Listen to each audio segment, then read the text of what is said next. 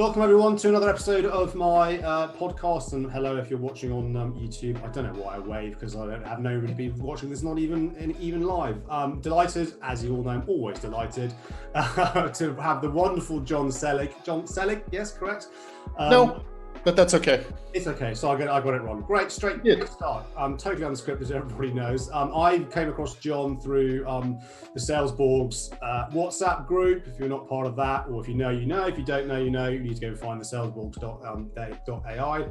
Put your teeth back in. God, it's 3:00 on a Wednesday afternoon in the UK. Jon really caught my attention, and I'll just shut up and let Jon talk, because he describes himself as half sales guy, half stand-up comic, or parental disappointment. I'm doing really well here, Alexander. I help sellers create punchlines that build pipeline. And I had a chat with Jon last week, a couple of weeks ago, and I love that his unique, truly unique story. Can anything be truly unique? You either are or you aren't.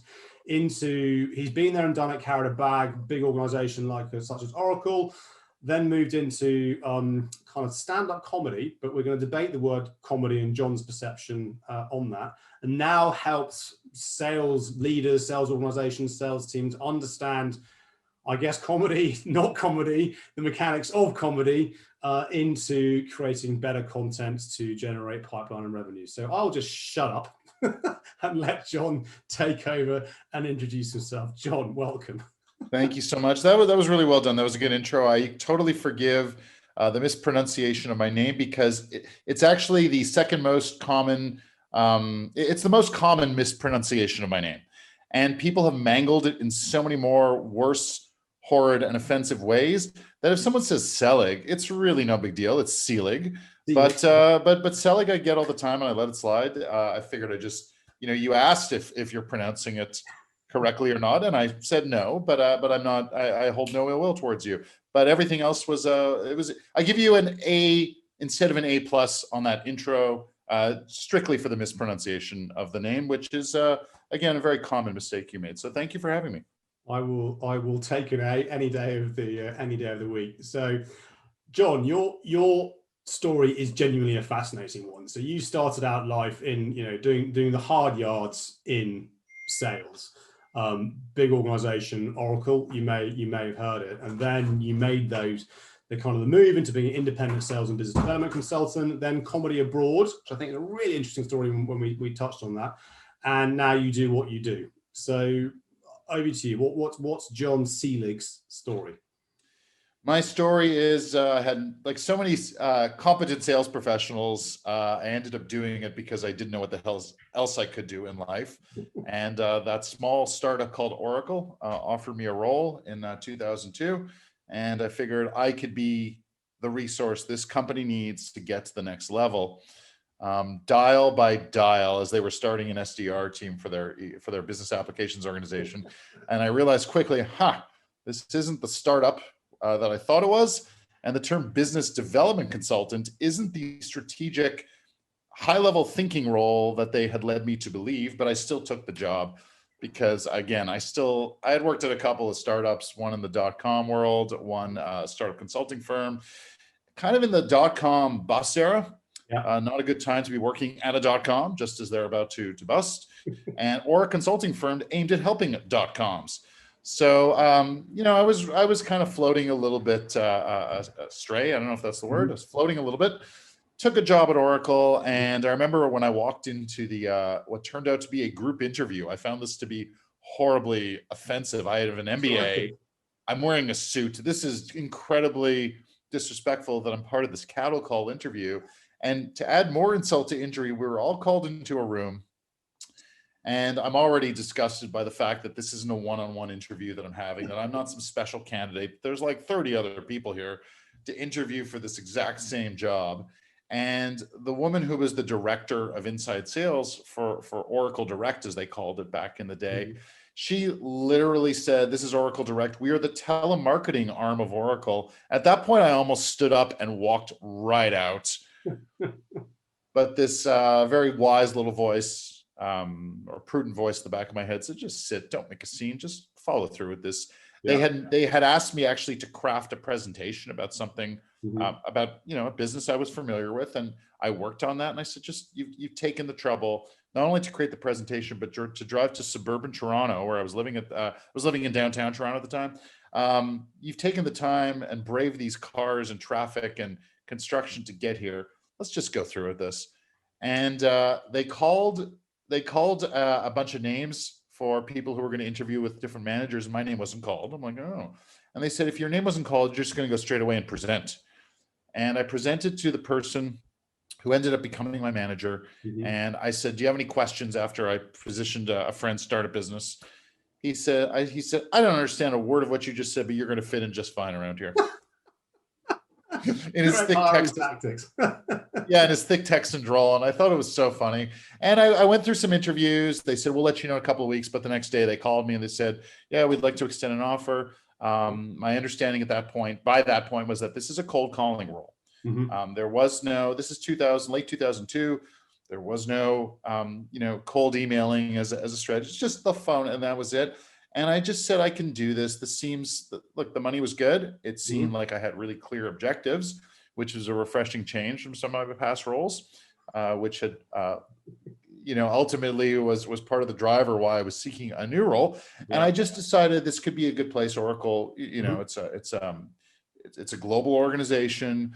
We all know some things about it, but at the same time, I will say Oracle really invests heavily in your development and your training. And it just seemed like a good spot for someone with a very good grasp of business operations across large organizations. And I started there. I hit my numbers and ended up moving into an inside sales role. Mm-hmm. And so after 2.5 years at Oracle, I knew that I don't know if I want to be part of this machine forever, but I still like selling Oracle. Yeah. I jumped to an Oracle partner here in my hometown of Montreal, and I helped grow that company from 8 people to 35 people. I did everything. I did full cycle sales, everything from cold calling to field sales. And then at a certain point, I was like, I don't want to do this the rest of my life. I just didn't really feel like talking to CFOs and CIOs about what ETL tools they're going to be using to extract, transform, and load data into their data warehouse. Like there was something about it that wasn't super like this isn't what I want to do with the rest of my life. And I was always a creative guy, and I started, I took a stand-up comedy class. I didn't even know it was a stand-up class. I thought it was a comedy writing class. Yeah. I wanted to maybe create some YouTube sketches or sketch comedy with some other people. And in short, the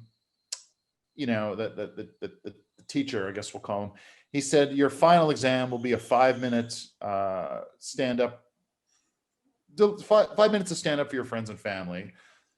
And I said, I'm not doing that at all. Brutal. Correct. But after a few weeks of getting up on stage and doing the homework and going through the steps, 60% of the way through, I said, okay, I can do this final exam.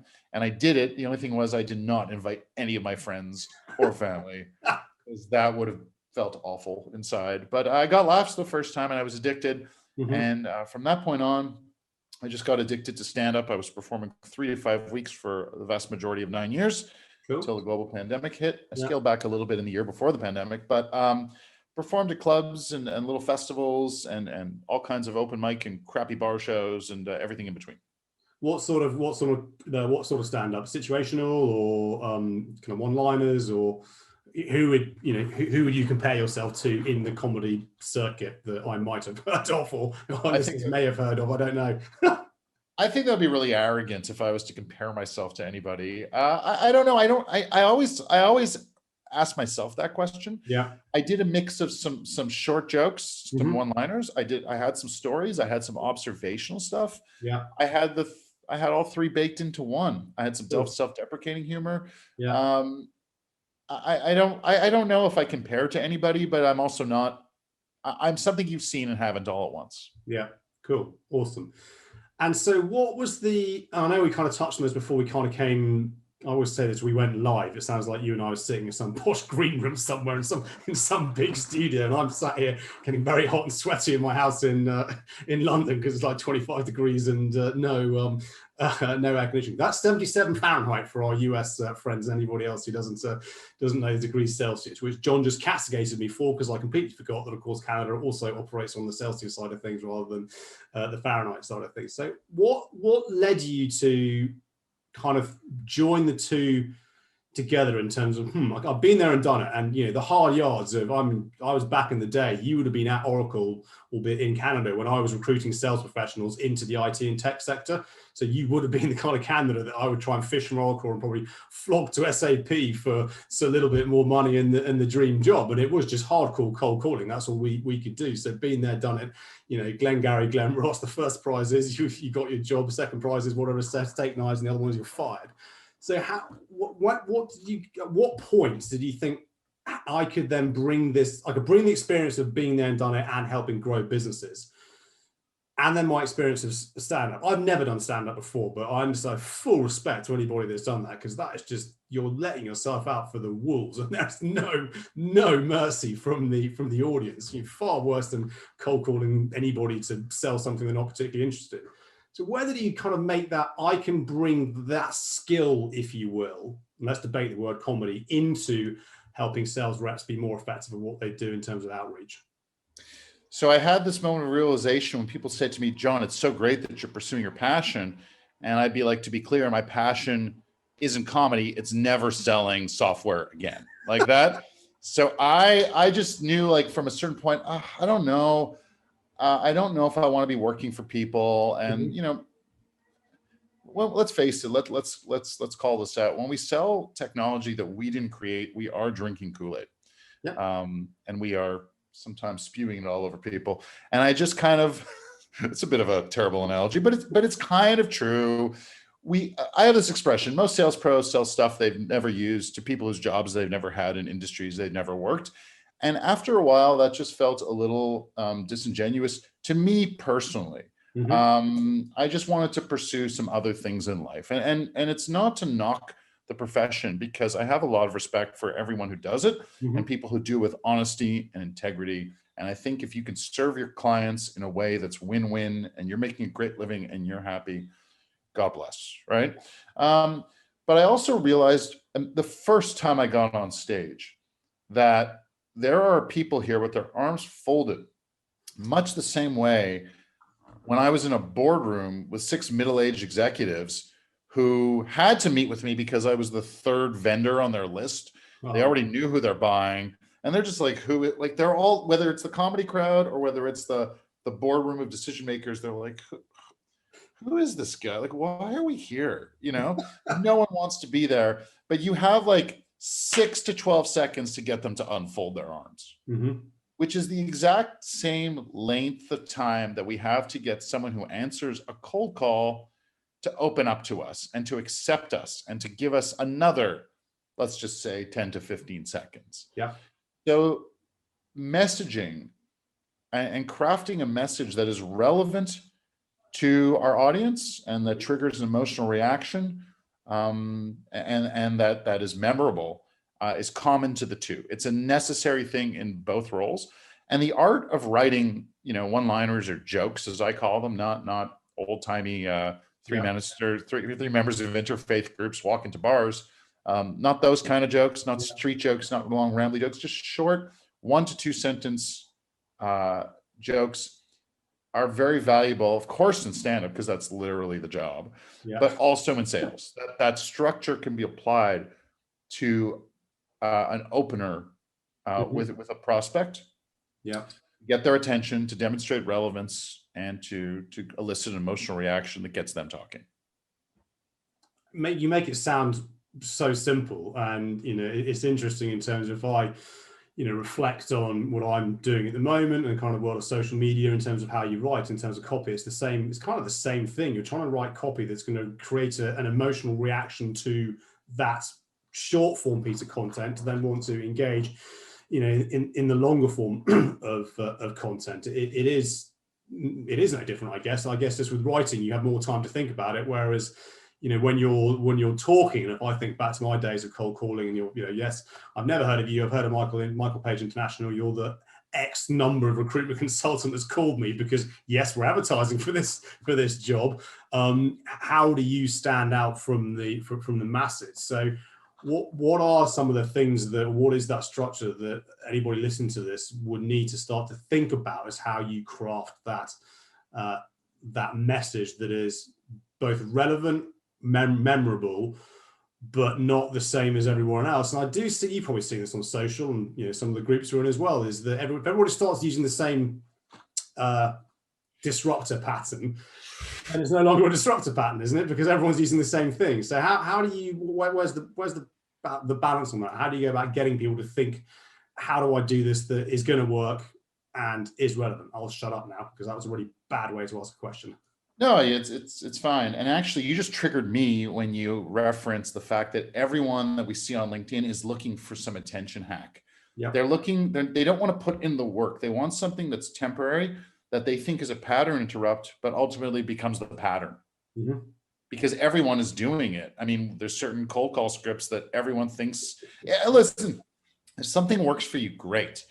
But at the same time, if everyone's doing it, like you're not standing out. Nice. So and you alluded to something else. The first step is the fact that you need to set some time to prepare and as I call it, gather raw materials which you're going to use to craft or sculpt your message. Mm-hmm. The first step in that is understanding who is my audience, who is my buyer, what are they trying to achieve, what are the classic roadblocks in their way, which roadblocks can I remove for them, what are the impacts of not removing those roadblocks, mm-hmm. and how do those roadblocks and the impacts of not removing them trigger which emotions for a buyer. Yeah. So do they get scared? Are they just frustrated with something? Do they absolutely detest something? Mm-hmm. Is and then we look at what is their desired end state, where are they trying to get to, and what were they going to love, want, and need on route to that desired state. So if we can capture all that information and then talk about what is our relevance to all that stuff we just said about our buyer, how mm-hmm. can we help them get to their desired end state? Which roadblocks can we remove for them? This is the first step in really crafting something that can resonate with our buyers. We don't even have to try to be funny at first. We just have to get the truth down on paper. Yeah. And why should our buyer care about us? Okay, that logic makes sense. That also, it is interesting in terms of that understanding the, what are the roadblocks we can help with, what are the buyer pains, how is this all relevant? That is this a training thing? Is this because some of the SDRs come in and just straight out of college and through four ages they don't have life experience like you and I, dare I say, we do. They don't even know what those are to even start that building blocks. And the same would apply to marketing teams trying to create marketing content and so on. So that all makes sense. But again, that you could be kind of any sales trainer, if I'm going to be blunt, that kind of says that. So where do we then bring in the Jon? Where do we bring in the nuance that makes you unique, if that's the word I'm looking for, to add that spin? I think that you've described it sometimes I've seen you describe it as roasting the pain of the kind of the person that you're selling to, which I kind of like that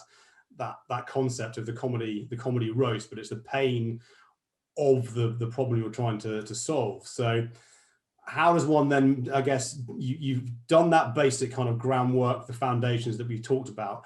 If you then want to take it to the next level, and I'm making an assumption here, and you know what they say about assumptions, not everybody maybe can get to that point because they're just not funny or just not in them to do it, or Yep. They just not have the confidence to do it. But if you want to make that next step, how does one start to think about that? Yeah. So thank you for bringing that up, actually, because I was rambling a little bit with my own answer, and you kind of steer me back on track. So thank you.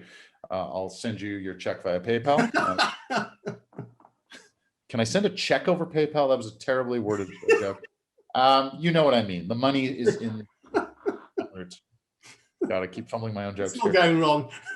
Yeah, exactly. But if we look at the concept of roasting your prospect's pain, it's ultimately telling a buyer what sucks about this problem that you're struggling with, which I can help you with, and painting a picture for them of where they could end up, or how they'll end up feeling, or a position they'll be in, or what could happen to the business or their customers or their employees if they don't solve this problem.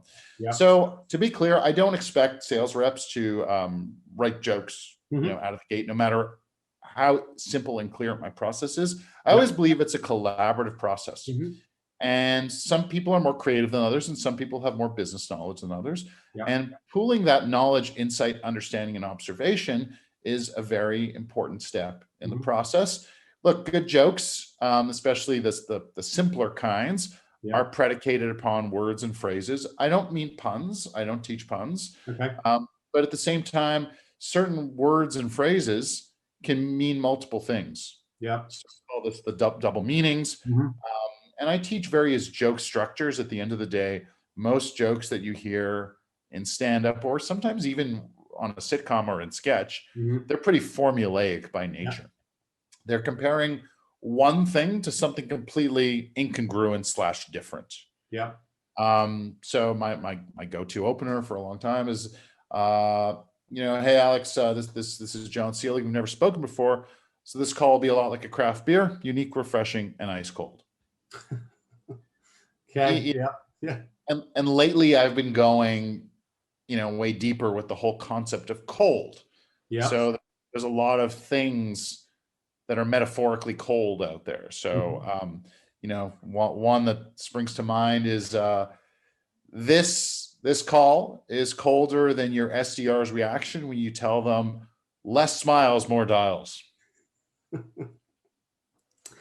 And what I like about the way that you describe it is that you're building on and you're getting people to think about the person on the other end of the call, and it's words like painting a picture. How is that going to make them feel? It's tapping into that, because when you mentioned the cold beer, I visualize a cold beer, and that then triggers an emotion and a feeling. I'd love a cold beer right now, to be honest. Or the colder than the SDR's reaction to dial smiles and dials and so on. Again, I then get an image in my head that is unique to me, because each person is going to have that kind of that unique reaction to it. Yep. And that's why humor is so brilliant, but why humor is also unique to the individual in terms of how they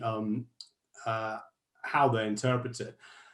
And then I guess it's then one has to be able to kind of react and be able to react pretty flexibly depending on what the response is going to be from that kind of opener that they're not used to. And you've got to be pretty nimble in terms of, I guess, your thinking and your thought processes, because that could elicit, I guess, multiple different responses versus a yes or a no, and unless you disagree otherwise. Well, let me point out two things. So those jokes have different contexts. So the first one is, I'm not highlighting a problem except for the fact that it's a cold call in that first joke, the craft beer joke. However, if they laugh, it demonstrates my credibility as the comedy writing for sales teams guy. Yep. The second joke demonstrates my credibility that I understand a challenge you have as, let's say it's for an SDR leader. Yeah. So I'm saying, like, you're kind of maybe telling your reps to make more dials and they're not happy about it. Yeah. Maybe it's because it's not fun, or they're not armed to make the calls. They don't feel confident about who your buyers are and the discussions that they should be having or that they need to be having with your buyers. But let's talk about, if we've done all that work that I mentioned up front, even if we don't write a great joke, or let's just say we write one great joke, if the buyer laughs and they say that's funny, that's so true, how can I help you? At that point, the ice has been broken. Yeah. They're laughing, confidence rises from the caller's perspective, and all that work that they've done en route to writing the joke has bolstered their knowledge and understanding of the problems they can help their buyers solve. And they should, at this point, if they have some other complementary sales training, know some good questions to ask. Because I don't claim to be this. My joke is, I'm not Medic, I'm not Challenger, and I'm not Sandler, but God, I wish I had his Netflix money. Thank you. I'm trying to help them boost their subject matter expertise and craft messaging that resonates, that triggers emotions, that demonstrates their credibility. And even if the buyer doesn't laugh, they've still put the problem that they could be struggling with right on the table. Yeah. And it segues to a discussion. So my take is that people are learning a lot about their buyers and the relevance to their buyers. not just, and also again, the impacts of not solving the problems. When I start my workshops, I say, well, what happens if they don't solve the problem? Oh, they're going to waste time and money. Well, every business challenge on the planet costs your buyers time and money. Please tell me how and why. Yeah. And become more subject matter expertise is the way I phrase it. So there's all these great benefits to writing jokes, and then the jokes themselves are the cherry on top of the gravy on top of the iceberg. That makes sense. And I guess could this translate into kind of cold email outreach? Would the same kind of methods work in terms of you kind of roasting the pain, but you're crafting it in a way on in written format versus cold calling? And I'm now trying to think about what my headline should be on LinkedIn in terms of roasting the problem of the buyers in terms of, and this is what we can do to just give them a bit of a wry smile and rather than be the helping, the enabling and this and that. And I try and experiment every kind of couple of months with the headline, just to kind of see the different reactions that I get. But is this transmissible, translatable? Can one translate this into kind of written format as well, do you think? This is irony at its finest, because I just posted on this today on LinkedIn. So I don't know if you were peeking at my LinkedIn. I haven't had a chance today, I'm afraid. Okay, well that's just weird timing, but it's great timing. Look, I actually posted on the fact that I'll tell this joke and we'll see if it gets a laugh. We'll see if I can remember it. I'm setting myself up for failure. Using humor in cold email is kind of like ordering at a restaurant, ordering in English at a restaurant in China. It can lead to confusion, misunderstanding, and there's no General Tao's chicken. Right. And I went on to say in the post that, like, look, humor is obviously best delivered with our voices, because there's tone, there's a delivery to it, there's a cadence, there's a rhythm, and there's dynamics to our voice that lend to emphasis of certain words and phrases.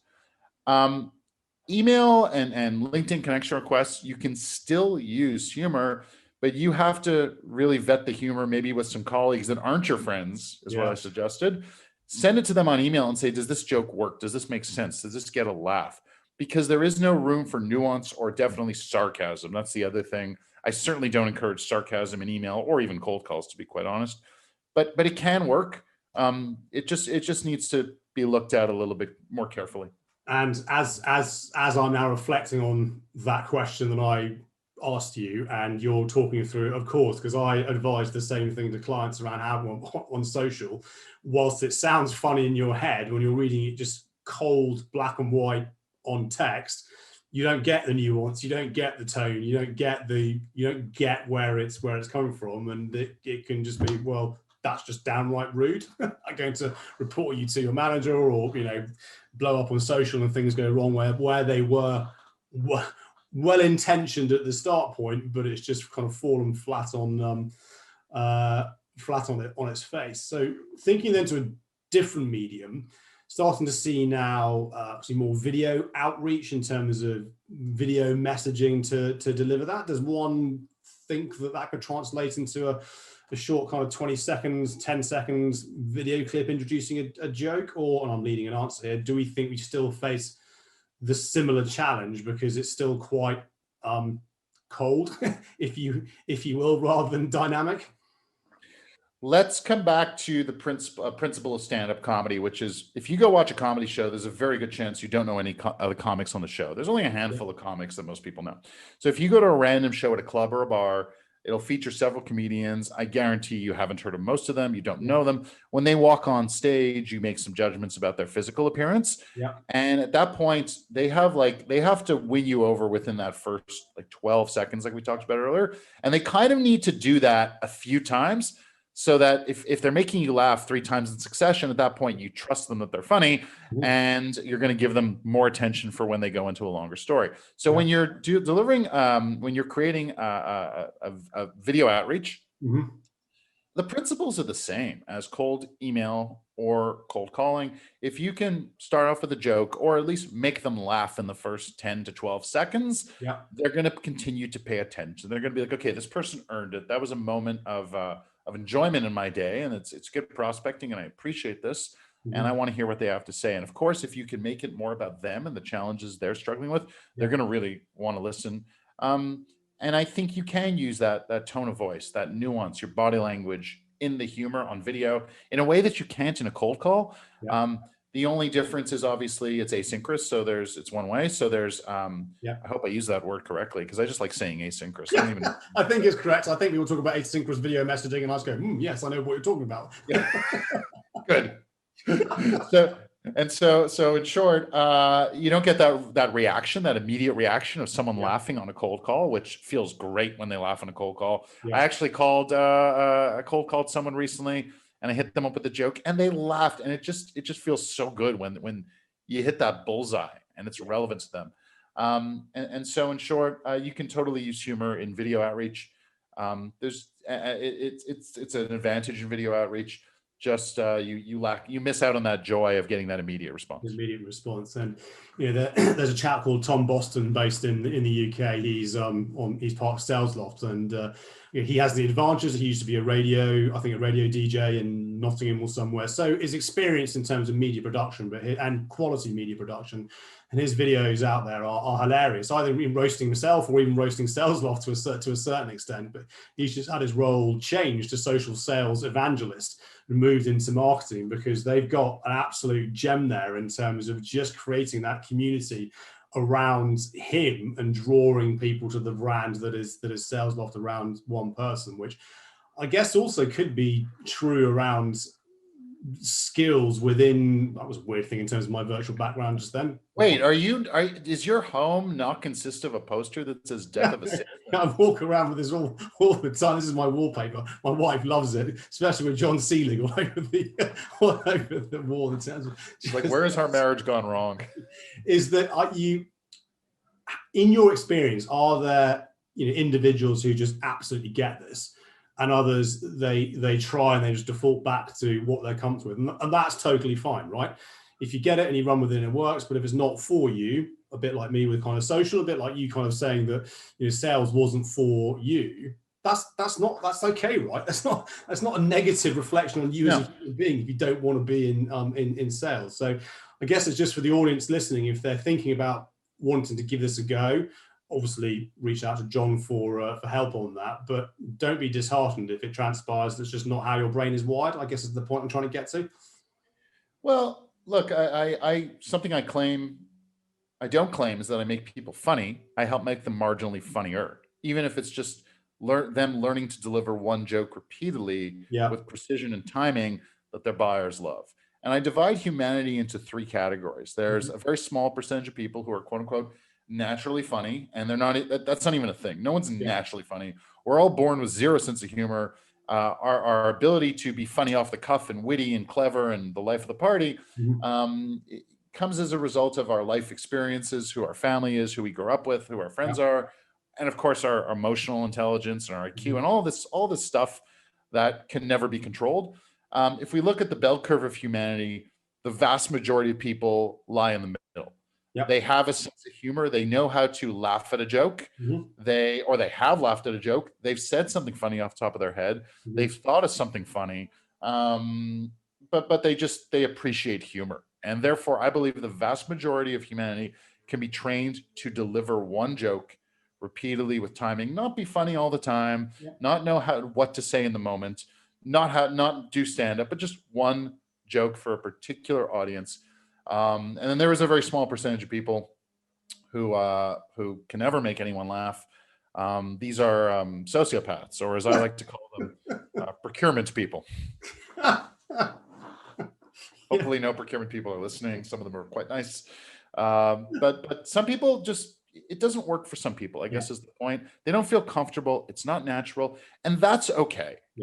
I don't claim that everyone should use this. I do feel that out of a sales team of 100, I feel in any given team, there's 10 to 30 people who are like, this is great. I'm going to use this. And if they can use it to improve their game with jokes themselves, great. For everyone else, like I said, the journey of writing the jokes helps them better understand their buyer and their relevance to the buyer, and makes them more conversational, consultative, subject matter expertise.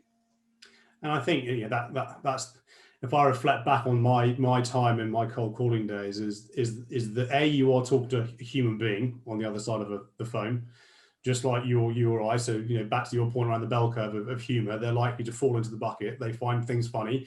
They have watched comedy shows. They have, they know how to react to humor, but you may have just got them at a bad time on a bad day. They may have, like just me, had a lovely personal tax bill that's just come through the post from HMRC going, we know you left your loan last year during COVID, but now we're going to really screw you in the ass to get the money out of you that you owe. It's like, yay me, thank you very much.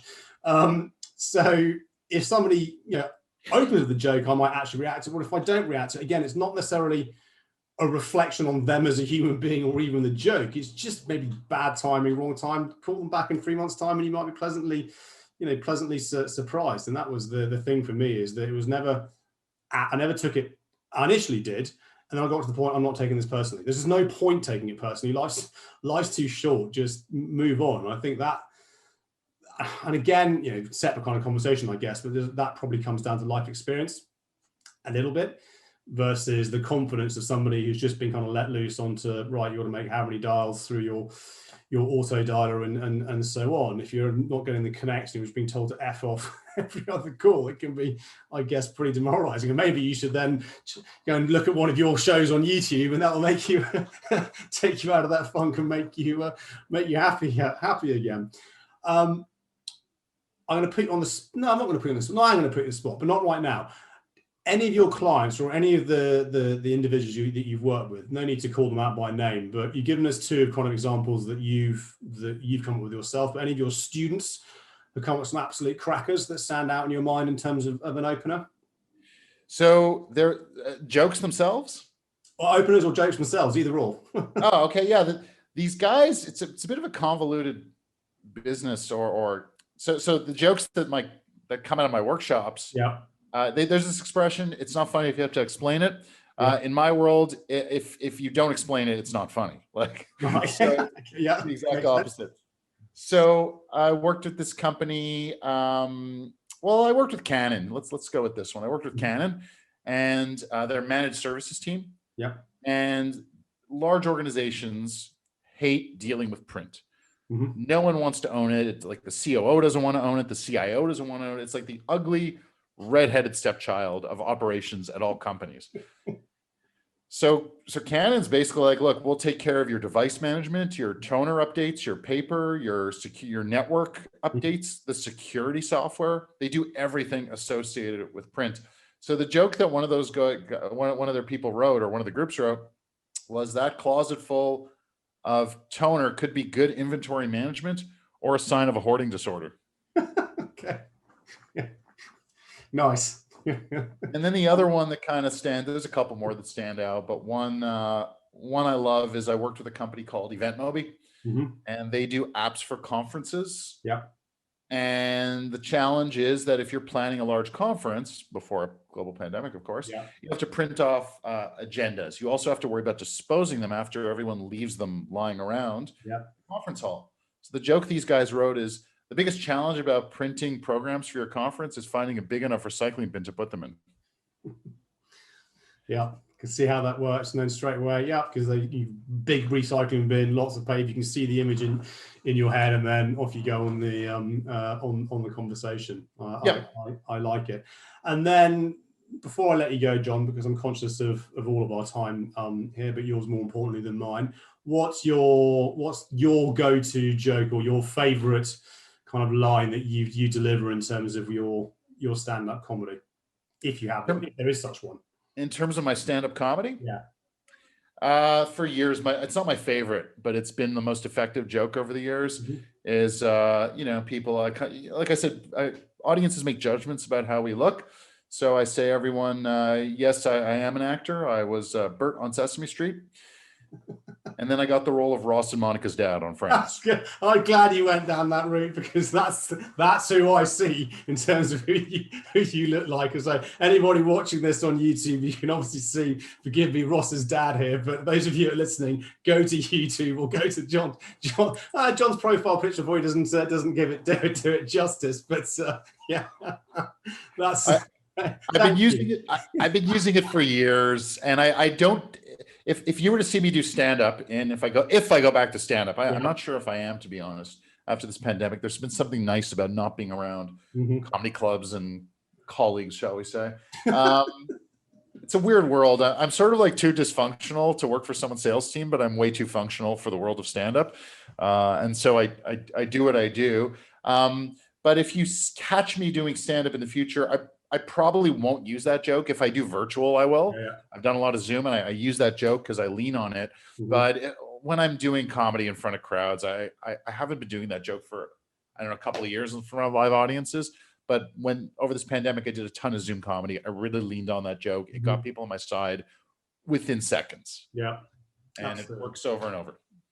Awesome. Jon, this has been brilliant. I do look forward to interviewing all my guests, but I've been particularly looking forward to this week, just because I knew it would make me smile and laugh. Where can people find you if they want to learn more about how you may be able to help them with their sales teams and everything we've talked about? There's two spots. There's jonselig.com. The H in Jon is both silent and invisible. In other words, jonselig.com. I encourage people to sign up for my email list. I send out lessons that sales pros can learn from truly terrible stand-up comedians, the kinds who never get out of the open mic circuit. There's a lot of valuable learning there. Also, just LinkedIn. Just find me on LinkedIn. I post all that stuff there too. Perfect. So I'll put all the links in the. I'm doing my YouTube thing. I never know which way I'm supposed to look. And if you're listening, the links will be in the podcast. And I'll also put the links to your YouTube channel as well, so people can see some of your historical. God, just shut up, Alexander. Jon, thank you so much. It's been an absolute pleasure to have you on. Likewise, it's a lot of fun, and thank you for having me. And happy selling. Thank you.